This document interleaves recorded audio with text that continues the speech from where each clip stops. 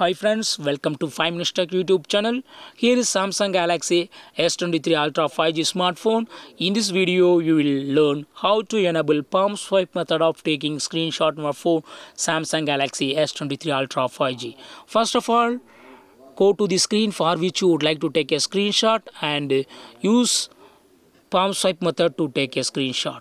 If it's not working in your phone, you go to enable this feature. For that, what you have to do is go to the settings page of your phone here and then go to advanced features. Advanced features is available here and click on motions and gestures, and here make sure that palm swipe to capture option is enabled.